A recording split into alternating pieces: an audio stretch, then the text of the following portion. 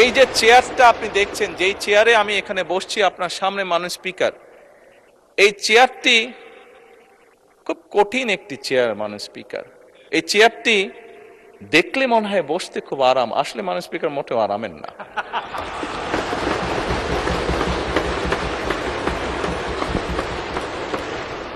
এই চেয়ারটিতে বসলে মাননীয় স্পিকার প্রতি মুহূর্তে মনে হয় যে আগুনের তপ্ত হিট আসছে মাননীয় স্পিকার।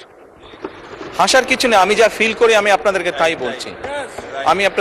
বলছি, মাননীয় স্পিকার এই চেয়ারের থেকে উঠে দাঁড়িয়ে আপনার সামনে বক্তব্যে আমি হয়তো অনেক পপুলার কথা বলতে পারতাম, যেটাতে আরো অনেক বেশি তালি হতো মাননীয় স্পিকার। কিন্তু এই চেয়ার আমাকে বলে যে আমি সবসময় পপুলার কথা বলতে পারি না, আমাকে সেটাই বলতে হবে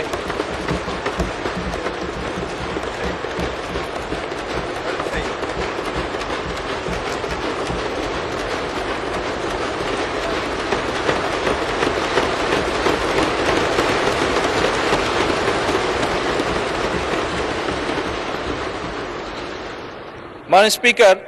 একজন রাজনীতিবিদ হিসাবে আমারও তো ইচ্ছা করে পপুলার কথা বলতে, যাতে জোরে জোরে তালি পায়, কিন্তু এই চেয়ার প্রতি মুহূর্তে আমাকে স্মরণ করে দেয়, no, you have to take the right decision, not the popular decision.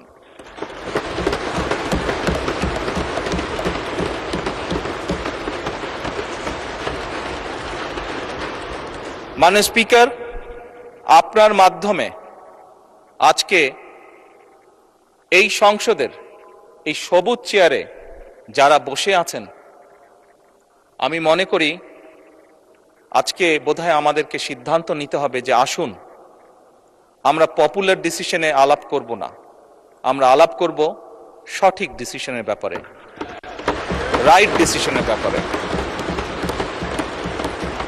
মাননীয় স্পিকার, আজকে এই সংসদ অধিবেশনের শেষ দিন, আজকে অধিবেশন শেষ হয়ে যাবে। আমার সংসদ নেতা হিসেবে আমার দলের সদস্যদের কাছে, বিরোধী দলীয় বন্ধুদের কাছে, সহকর্মীদের কাছে, সদস্যদের কাছে আমার অনুরোধ থাকবে যে আসুন আগামী অধিবেশন যেটি শুরু হবে সেখানে আমরা আলোচনা করব আমরা কত দ্রুত দেশে বিদ্যুতের সমস্যার সমাধান করতে পারি।